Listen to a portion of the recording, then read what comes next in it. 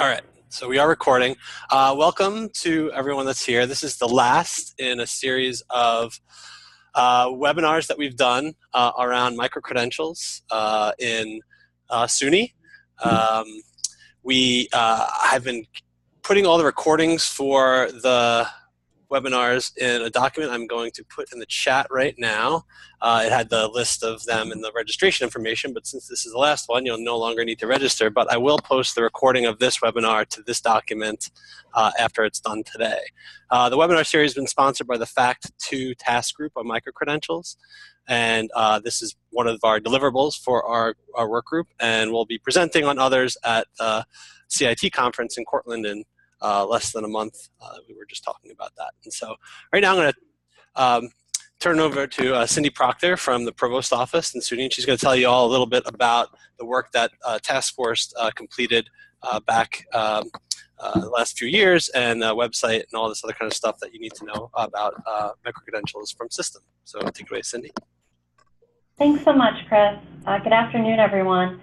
Just really quick, before we Ken and Ian get the presentation going, I just wanted to remind folks that the Micro-Credentialing Task Force did complete its work in January of this year, and importantly that we really worked to incorporate all of the feedback that we received from campuses about the draft report that the task force put together. We streamlined the definition of the SUNY micro-credential, added lots more examples throughout the report, added clarity about some of the question areas about what has to be registered, what doesn't, how do you name a micro-credential, how many credits should it be. We added a new section on campus community engagement. So if you read the draft report and you haven't yet read the final, I'm really making a plea for everyone to go ahead and do that. Can we go to the next slide? We were so happy with the final report that we really used that to present to the SUNY trustees. They wanted to take action on micro-credentials because they wanted to send a clear message that the board and the system leadership support campus efforts in micro-credentials. So the board unanimously voted to create a micro-credentialing policy. They endorsed the task force definition, the guiding principles and recommendations outlined in the task force report. And importantly, they charged system with doing more homework. So we have 4 implementation working groups that are going to work throughout the next year to look at what other policy revisions we might need to make to ensure that campuses have flexibility to move forward with micro-credentials. We're going to look at providing some additional readiness and assessment resources to campus faculty. We're going to tackle should we have a system-wide approach to transcripting micro-credentials, and we're definitely going to put in place a system-wide approach for reporting data so that we can track all the good work that we're doing in micro-credentials and share that with our stakeholders and prospective students and study how certain pilots work. And so those groups are going to be up and running. And to sort of stay up to date on all of that, if you can go to the next slide, we did create a system-wide web page, and it does have the final report and some other key documents. It has this long email address that you can see on the screen, system.suny.edu, academic affairs, micro-credentials. But I'm very pleased to say that if you Google SUNY micro-credentials, this is like the first page that pops up, first or second listing. So you do have a not so challenging way to get to it. I really encourage you to visit the webpage and to keep going back to it, bookmark it. We'll continue to add resources to this website as the 4 working groups move forward. And it'll also be a place where we'll seek your feedback too. And then I just added my email address. If you have any questions about the policy, if you're thinking about a micro-credential and want to connect with the academic program staff here, I'm happy to help you in any way. That's my pitch. Thanks, Cindy. So I neglected to introduce myself at the outset. I'm Chris Price. I'm the Academic Programs Manager for the SUNY Center for Professional Development. I just want to introduce our 2 presenters today, Ann Reed, who you see on the screen now, the Director of Micro-Credentials and Digital Badges at UB, and Ken Lindblom, the Dean of School of Professional Development at Stony Brook University. And Ann and Ken have been sort of, I would say, some of the leaders on micro-credentialing in SUNY. So we're very lucky to have them today for an hour. Well, maybe a little less for them, and then hopefully your questions at the end of today. And I'm just going to shut up now and turn it over to Ann and Ken. Okay, thanks, Chris. So we're going to talk about getting started with micro-credentialing. We'll share a little bit about what we each have done on our campus to launch a micro-credential or a series of micro-credentials, and share basically the most common steps that will need to be taken to get micro-credentials or digital badges moving on your campus. So thank you, Ann. This is Ken. Hi, everybody. This just gives you a quick look at what the badges at Stony Brook University look like. And at UB, we don't yet have our specific badges designed, but this is sort of a generic badge. And I just wanted to say that most of you probably know what badges are, but the key behind badges is that they're a different type of credential in that they're more sort of transparent than traditional credentials, in that there's metadata, including things like, these are the things that will be in our badges, but they're different depending on, how you set up your badges. The name of the badge, the description, the criteria for earning it, the issuing institution, and the evidence that shows how the learner met the criteria, the date issued, any sort of standards, and tags. We wanted to give you an overall sense of what we'd be doing during the presentation today. So these are the topics that we're going to cover in various points. So we're going to ask questions about each topic, and then Ann and I will alternate in giving you information about what we've done at our various institutions to give you a sense. So these are the things you need to think about as you're developing a program. Identifying micro-credential programs, selecting a badging platform if that's what you choose to do. Both Buffalo and Stony Brook have done that.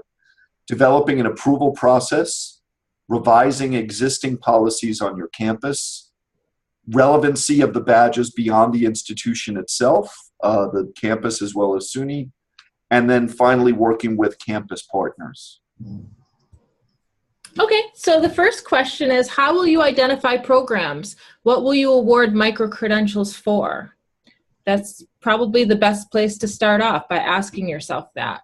So here at UB, we've decided to take sort of a broad approach, and we're going to be awarding digital badges that are academic, that sort of stack to a degree program, that are enhancement, so are sort of a co-curricular type of badge, post-traditional, meaning continuing education type badges, and emergent, which is sort of this innovative space that might be a combination of spaces or types.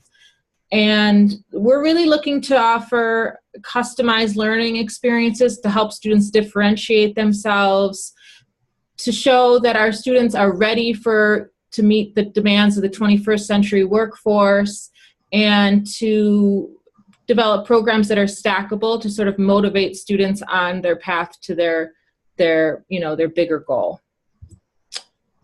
And this slide talks about each of those more specifically, but I think I just gave you kind of an overview of those. So these are the types of badges that we're looking to offer. And we've identified our pilot programs. So, every university or college is going to be different in terms of, you might decide you want to offer badges. You might want to start in, one department or one area or student life or the libraries or something. But like I said, we're taking a sort of broad approach, and we have a span of credit and non-credit, and also graduate level, undergraduate level, and 11 of our 12 schools are represented in our pilot group. At Stony Brook University, we started a little differently from UB, which I'll tell you about in a minute. But first, just to give you a sense of what we're looking for when we talk about these digital badge programs, we're looking for a way to help students make employable skills more visible, which is what badges do. For us, the credentials must be aligned with specific employable skills that have direct workplace value. We also insist that ours be aligned with some form of professional standard, either a more general one or one that makes sense, and we look for this particularly, one that makes sense specifically for the badge itself. And also we seek employer input for every badge. And you'll see later in the presentation how every single badge we have actually requires each of these pieces within it. Next slide, please. So the first thing we did to get started was we looked at what courses we were already making available. So I'm Dean of the School of Professional Development at Stony Brook, and that's a graduate school. And much of what we do is in areas of education, human resources, and higher education administration. So we took courses that we already had that we knew if we bundled them together, they would make sense, that they would build specific skills that would be employable in the workplace. So we did that. We went through our catalog, we identified courses that would work together, and we determined that a 4-credit badge, which is what these are, would be between 2 and 4 courses. So they're between 6 and 12 credits to earn. So one of the ones we came up with is the one that's in front of you, called Understanding Adolescence. And in order to earn that badge, you must take and pass with a B, at least, each of the 3 courses that are listed there. And then if you do that, you email our digital badging email address. Somebody who gets it checks to make sure that those courses are on your transcript in the right grades, and then we will award you the Understanding Adolescence badge, which is on the right. Next slide, please, Anne. So this is actually, it's not completely up to date because yesterday we approved 2 more badges, but this is close to up to date of all the badges that we offer right now. Most of them are 4-credit badges. A handful of them are non-credit badges, which I'll talk about a little bit later. Is that me? Yeah. Okay. So next, we're going to talk about identifying a badge platform. So both UB and Stony Brook University went with Credly. SUNY has a special pricing agreement with Credly. There are some other programs you can go with. Parchment is another one. I don't know if Credential Engine itself has one, but I know there's one that's within Blackboard, I believe, and there are some others that I've heard mentioned. But we've been very happy with Credly, so we've stuck with them for now. Next slide, please, Dan. So once you establish an account with Credly, and you can get a free one, which is how we started, which gave us all we needed at first, and then we went with a pro account, which was $500 a year, that allowed us to have more than one person issuing badges and allowed us to make some interesting separations. We get some very good reports of the badge awards with that. And we're now working toward an enterprise account, which I know UB already has, and that's a very high-level account that does all kinds of interesting things beyond that, but we don't need to get into that level here. The point really is you can start for free, which is very nice. So what you have in front of you is a page that Credly has, which allows you to create a badge that looks like a digital badge. And then you can put where it says blank slate there, you can call it whatever you want. So you can upload your own school's logo or something that identifies it with you. So the ones that you see from Stony Brook, we had them created by our communications office. And I think that's what Anne is working on now. But the one that Anne showed you is probably one that could be created or something very close to it through this program. So it's a good way to get started. Next slide, please. So once you create a badge, so that's one of our non-credit badges on the top left there, Community Residence Food Literacy. And it's gray, which is how we note the non-credit versus the red credit badge. Once you put that online, you'll see that you can upload your own image or create it. You can give it a title. You have a description that is on the Credly site. And you will also be able to list criteria separately. It's just not showing on the slide. And when somebody has earned the badge and you're ready to give it, you simply put their first name, their last name, and their email in, and you hit award this credential. That's it. Very simple. Next slide, please. So the next thing that happens, this is the email that the earner of the badge will get. So I actually created a fake badge called a demo badge because we're not actually going to award a real badge for exemplary purposes. So we created this demo badge, and this is exactly what somebody will get. A little email address at the top. It says Stony Brook University School of Professional Development. That's one of the features we got with the $500 Pro account. And then you see all the credit details listed there. And you can see down at the bottom that it's also verified, which is very helpful. So at this point, a student or the badge earner would download, save, and share the badge, and they can save it on their computer and then save it on a Credly database for themselves, a Mozilla backpack. But then they can also share it via social media, including Twitter, Facebook, and most importantly, LinkedIn, which is kind of the professional social media. And then when anybody clicks that badge that appears on one of those social media, it goes to a securitized website that lists all of the badge criteria and all the skills and abilities that the badge earner has now developed as a result of taking your program. Finally, you can put a link in each individual badge to that student's specific work. So we haven't done a lot of work with that just yet, but we're getting there where students, so if you're an employer, you can go to a student's LinkedIn site, you see this badge, you click on the badge, it tells you everything you need to know about what the badge means, what skills and abilities this employee would bring with him or her, and then you can click one more link and actually see that specific person's actual work. So as an employer, without even contacting the student, you can, 2 clicks will get you to that student's actual work. So it can be very, very easy for employers to get to see who would be useful and productive employees for them to hire. So that's the background on choosing a digital badge platform. Now Anne's going to talk about why UB picked Credly as well. Yeah, so I think it's important to start with your goals. Think about what it is that you want to do with micro-credentials. We knew here that we wanted our academic micro-credentials to have a transcript notation, but also that the students would be awarded a badge because, you know, badges can do more than transcript, right? They can show what the student actually did to earn that credential. So I kind of outlined what we needed in a platform and then talked to at least a few different vendors to see if, you know, their product would meet our needs. So I would recommend kind of outlining your needs, and then some of the information about the products can be obtained through a website. Other times you might need to schedule a call with a rep, which I did with Credly and Parchment and a couple other vendors. But Credly really came out on top.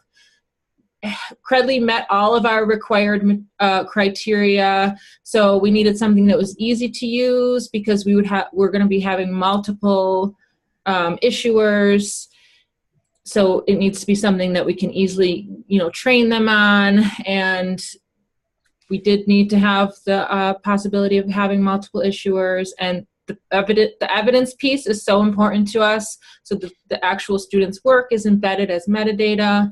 And then there's a few other things here that were important to us. But again, I would reiterate, trying to you know, identify what is important to you and then selecting from there. But yeah, as Ken mentioned, Credly has got a great deal for SUNY, and we actually got our enterprise account for much cheaper than, you know, we would if they didn't have that relationship with SUNY. I think half off the cost for the annual subscription or something like that. So the next question is, what will your local approval review process be for establishing micro-credentials? As outlined in the FACT2 report, it's really important to have local approval process in place because these are programs that aren't going to SUNY or state ed for approval. So to have a tight process in-house is really critical. So here at UB, I spent the first 4 months working in this position to get a process in place. And once we had that process in place, things started moving really smoothly. So I developed a request for proposals and distributed it. Then I developed a proposal form. I think Ken's going to stick that link in the chat so you can see our form, and feel free to borrow from it. It's just a PDF form that faculty or staff can fill out online and submit to my office. And then there's an alignment grid embedded on the last page of the form. That's just an Excel spreadsheet that helps to show the cohesiveness of the program, from learning objectives all the way to the evidence that's required.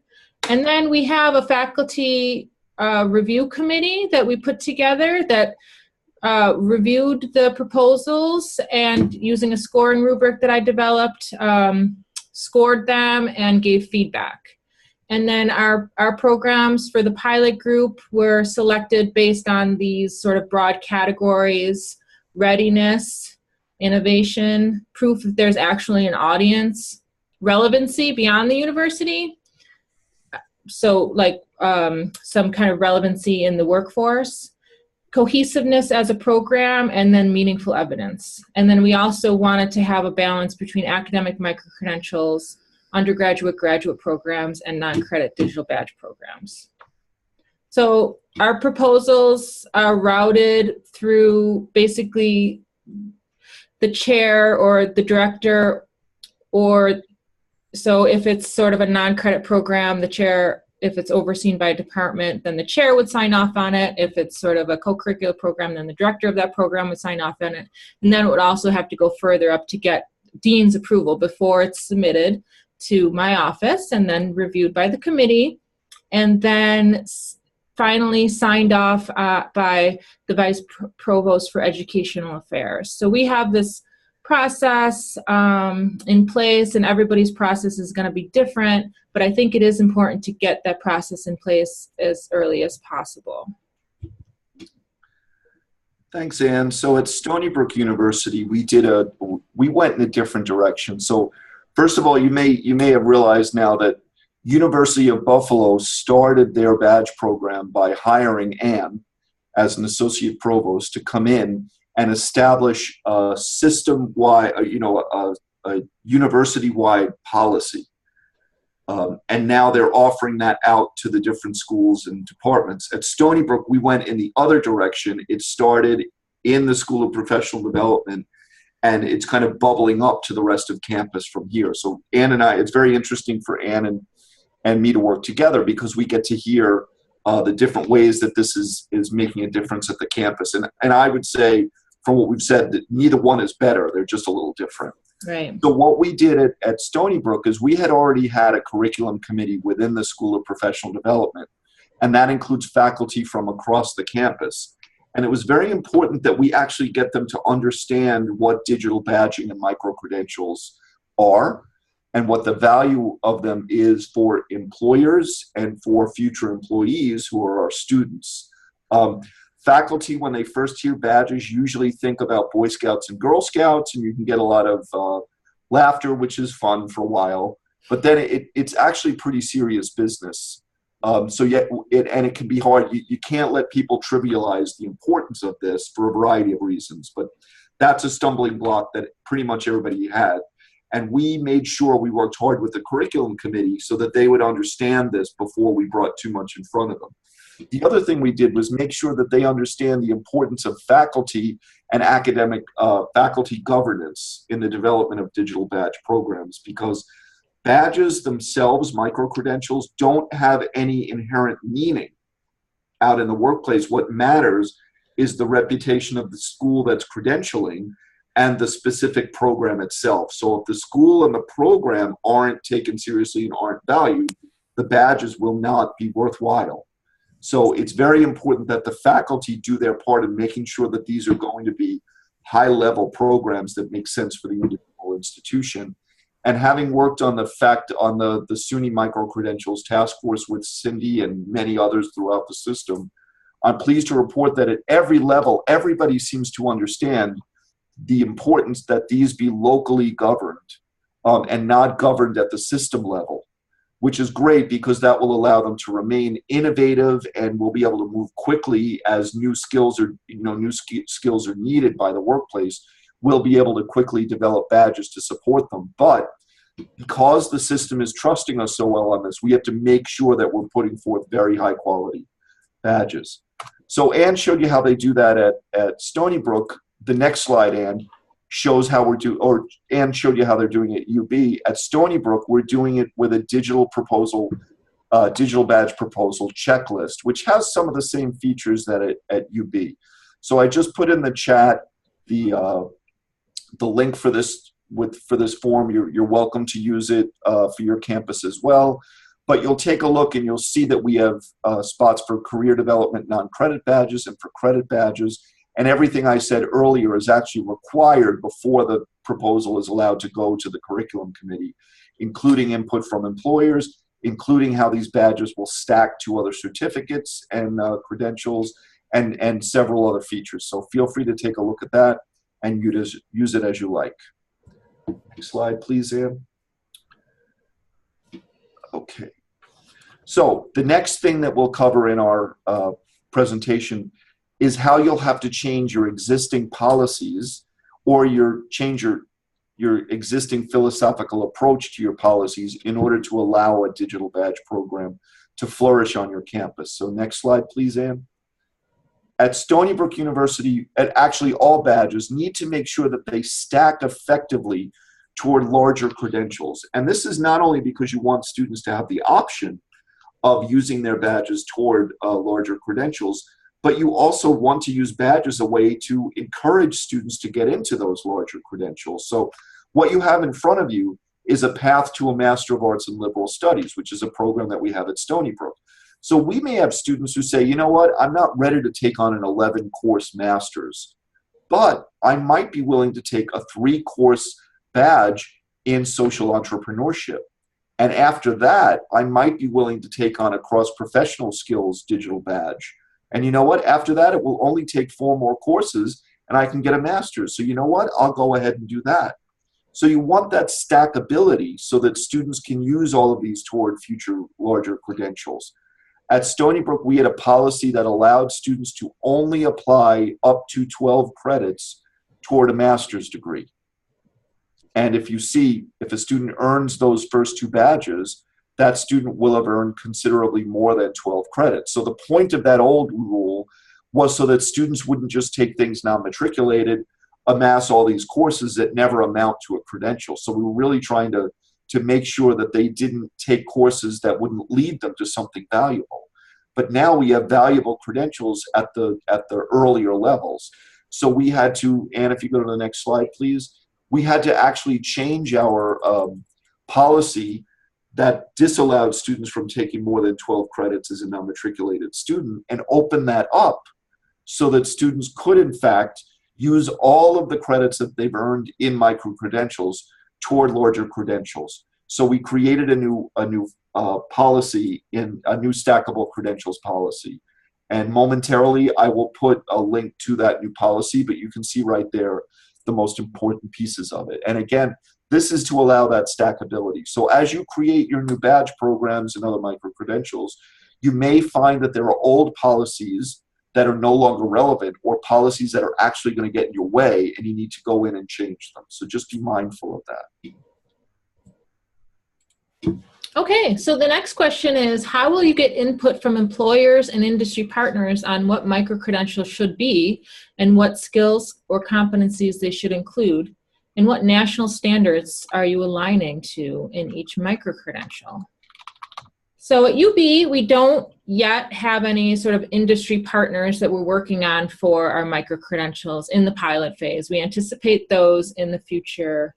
But for now, we are using this framework of NACE. So NACE is the National Association of Colleges and Employers, and they identify key competencies that are necessary in the workforce. So they conduct a large-scale research, and they really connect with employers from various fields, and they determine the competencies. And as these change, our categories will change too. So on the form, if you look at the form that we linked to, you'll see that we ask whoever is submitting a proposal for a micro-credential to select one or more box. And so these are very broad categories, so most likely our micro-credentials will fall into multiple categories.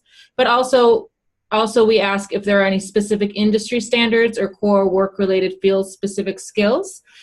And that information is also embedded in the badge. So this is just a framework that helps us to show the relevancy of the badges beyond the institution and that they are focused on skill development.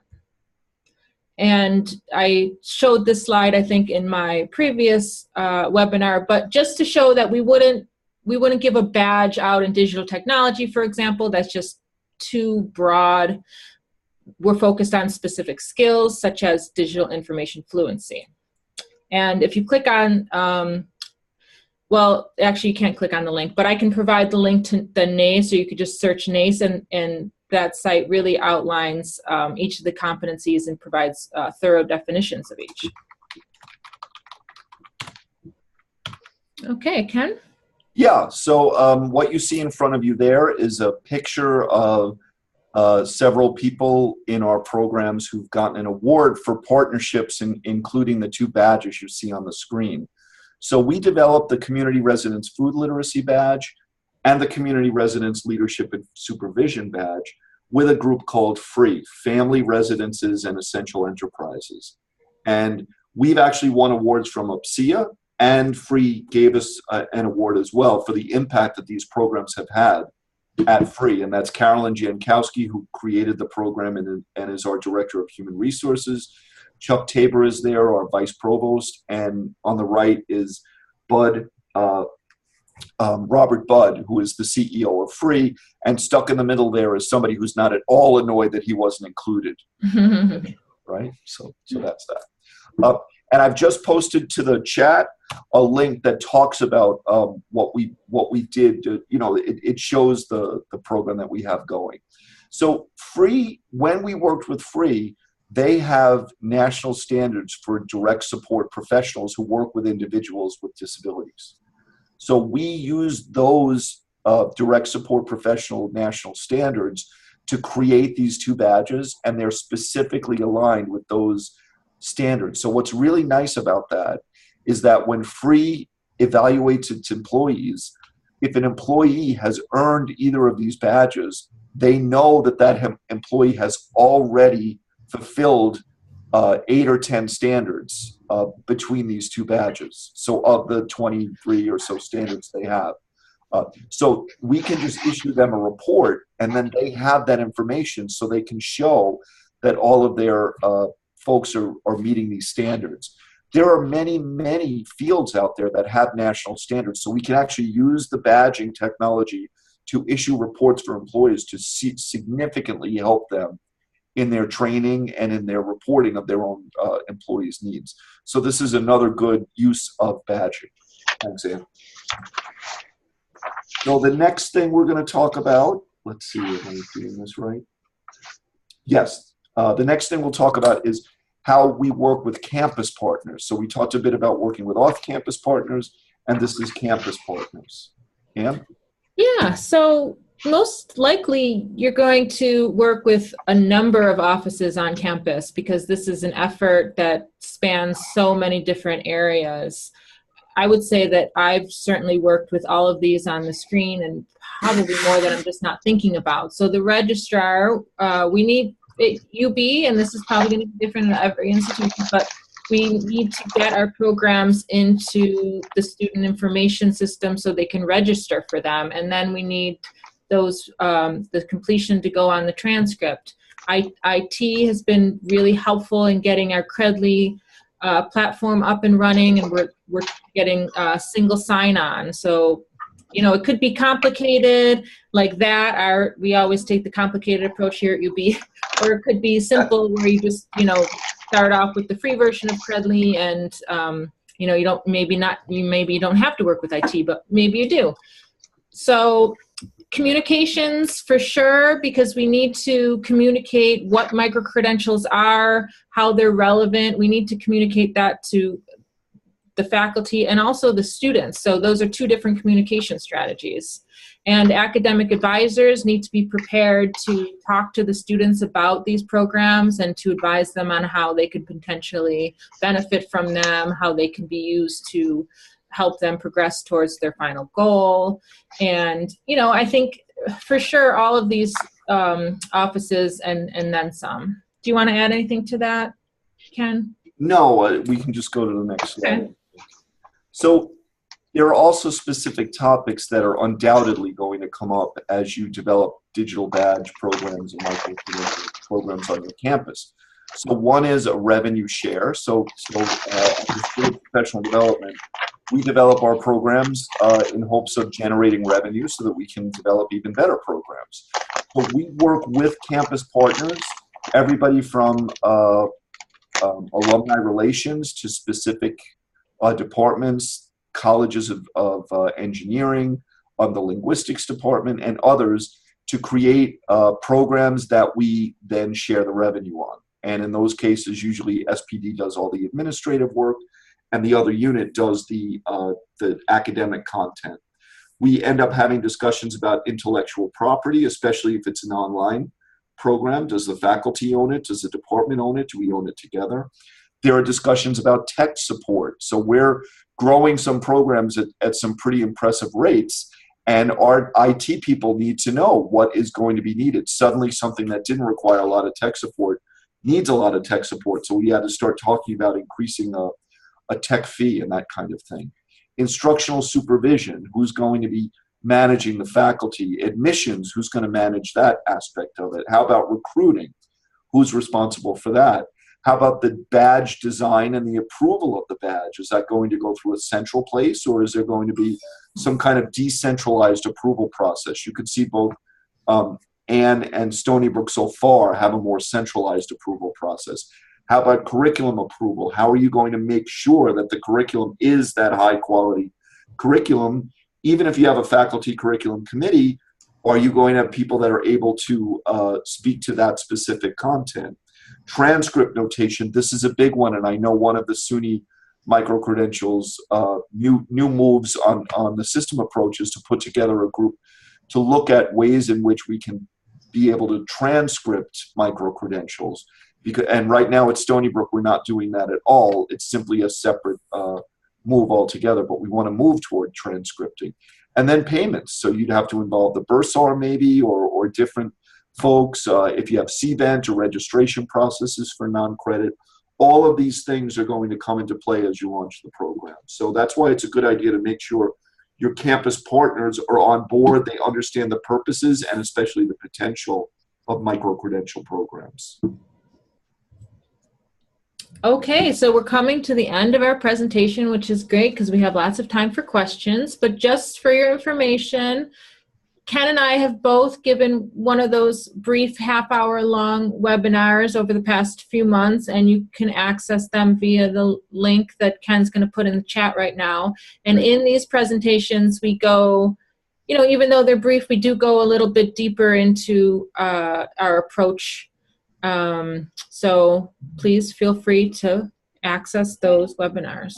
Slideshow mode. And you can always reach out to us via email if you have any questions. But right now, we'll be glad to have questions that might arise. All right, I'm just getting those links up there. Okay.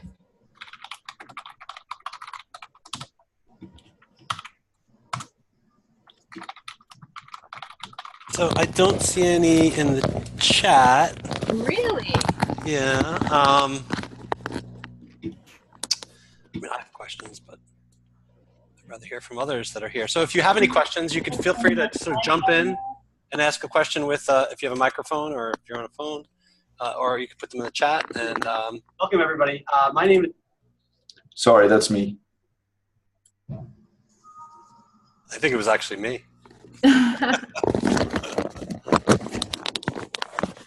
All right, those chats are now in the link, or those links are now in the chat. Okay, so we're recording now. Well, Karen, you have a question?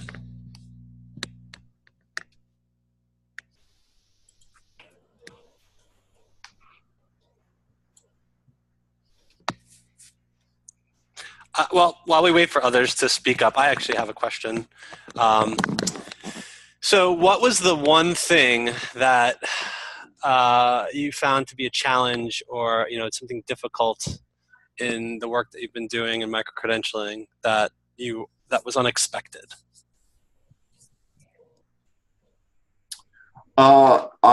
I'll speak at Stony Brook. So we just, in the School of Professional Development, we just kind of went ahead and did this and hoped it would all work out, and it has. But maybe this is a result of being kind of a new dean, is I was surprised at the level of nervousness about it that we found from other units on campus. I mean, SPD is very entrepreneurial, and where we have a high tolerance for risk.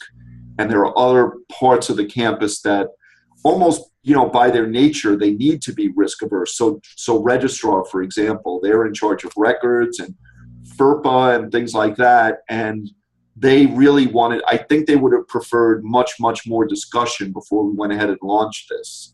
But, if we let the folks that are, I rather than say risk averse, that are protecting us from maybe even ourselves, I think if we had let that lead, we'd still be way behind. So I think it has to be a balance. But I think if I had it to do it over again, I would have reached out more quickly to other partners on campus, but tried to figure out a way to be able to move ahead, even though some might not have been ready to move ahead. But that was something. There was more nervousness than I expected, even among faculty. Who don't need to be nervous, but this won't be taken seriously. This could damage the university's reputation, and that really doesn't need to be nervous. I feel like there's too many people who will say, well, once this is really up and running and it's accepted, then we'll get into the space. But frankly, if we wait till then we're not in the space. And there's too many groups, especially corporate non-academic groups, that are really entering the space and using it to undercut the academy, that I think we had to move forward quickly. So I would say that's the thing that sort of surprised me, is that the few of us who are ready to really move on this, we have to do it, even if others would prefer to hang back. Yeah, I would say I was surprised, and it's been kind of a challenge to see how much interest there was once we put out the call for proposals. So before I even was put into this position, there had been work done and there had been talk about micro-credentials for quite some time. So there was a familiarity, and I think people were thinking about how micro-credentials could work for their department, how they could serve their students. So when we finally did put the request for proposals out, we received over 30 proposals, and originally we were only going to launch 5 to 7 for the pilot.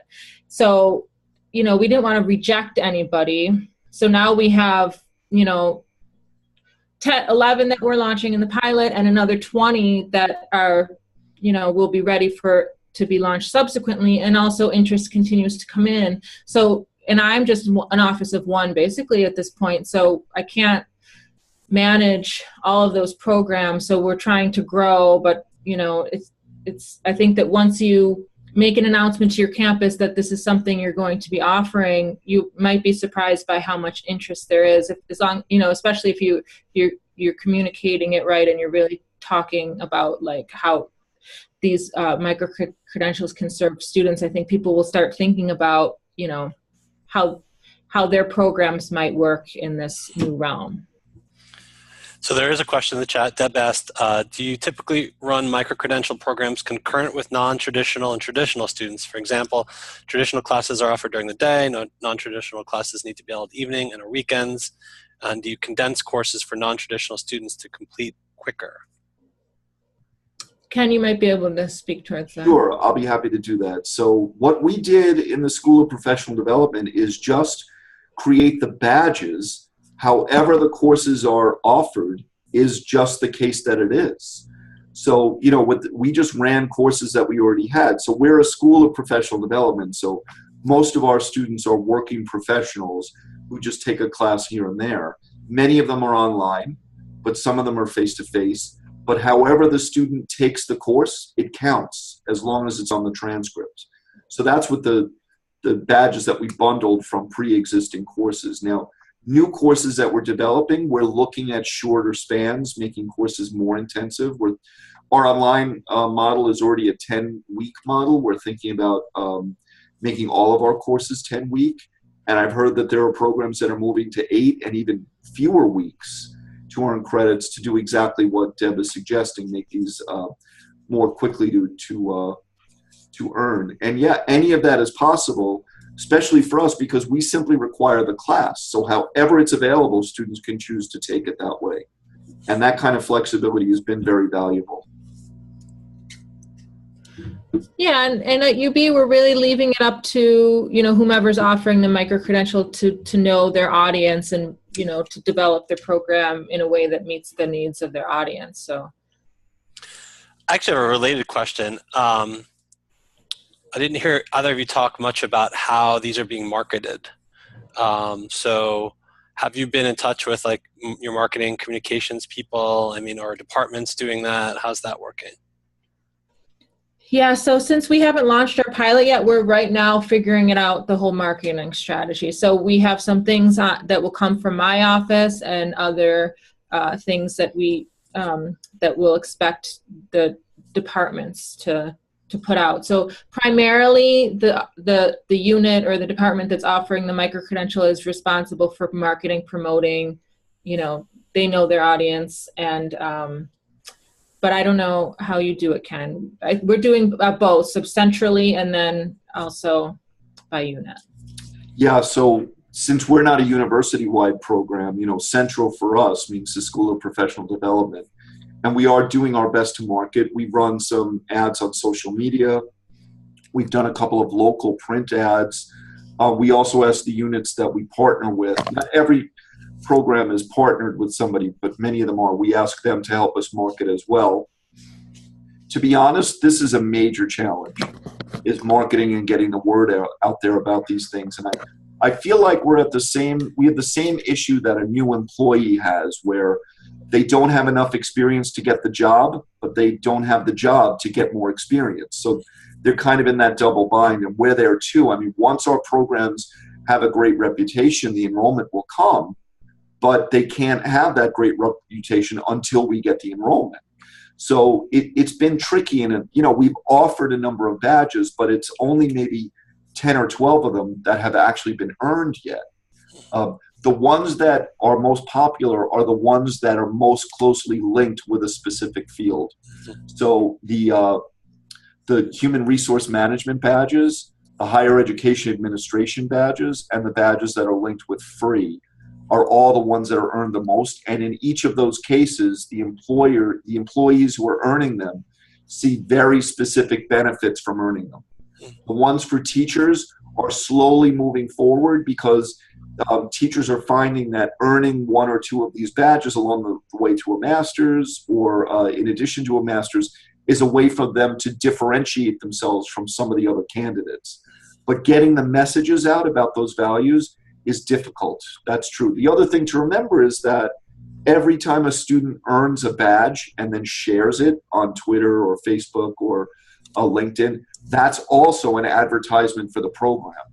So, this is a self-fulfilling cycle in a positive way, but breaking in is really a challenge. So I think that's where we're at. And, we're blazing trails because we're early adopters in the space. But once these hit, and they're hitting more and more every day, we're going to be there where other programs that hung back will not be in the space and will already have the reputation. When I say we, I mean all of SUNY, thanks to our board of trustees and all the folks that back this. So, but again, Chris, marketing is just a challenge. Yeah, it seems like a real opportunity though, right? With all the kind of press lately about questioning the value of higher education and, and listening to both of you talk, you both make a great case for, micro-credentialing, not just being a terminal point for students, but really being at the very least, you will gain something, even if, say, it doesn't work out in the long run, you don't go for that larger degree, right? And so, it's kind of, that's why I said I see it as an opportunity for campuses or for the system as a whole to kind of say, hey, we understand that some people are very frustrated about, accumulating a ton of credits and then, you know, leaving without a degree and then feeling like, you know, they didn't get anything for their money. And I feel like this micro-credentialing and the things that you're doing sort of at least helps, not only, you know, they get something, but at least they have a little bit more of an understanding of where they're headed, especially if they're stacking them into a degree. And so that intentionality piece, I think, is, again, I think an excellent opportunity.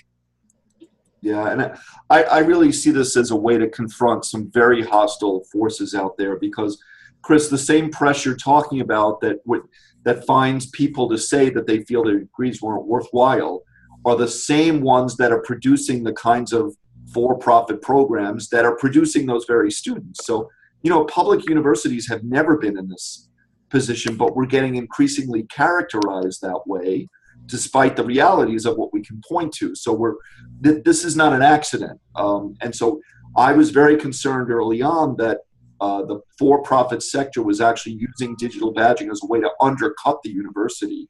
And that's one of the reasons why we moved very quickly into the space.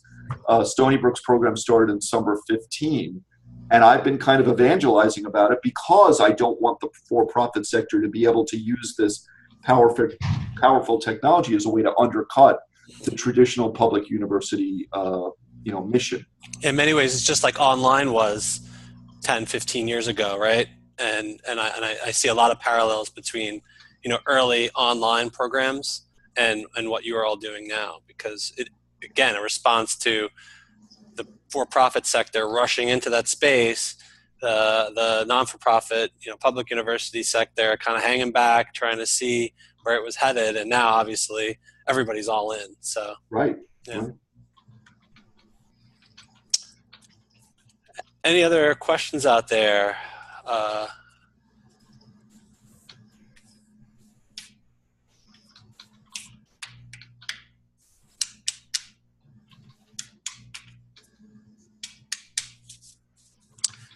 Well, if we don't have any other questions, we can certainly end a little bit early. I want to thank Ann and thank Ken and thank Cindy and thank everybody that's been coming to these webinars and presented at these webinars.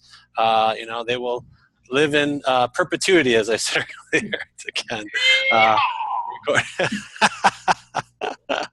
And everybody, I'm going to stop the recording and hopefully have a good rest of your day and rest of your semester.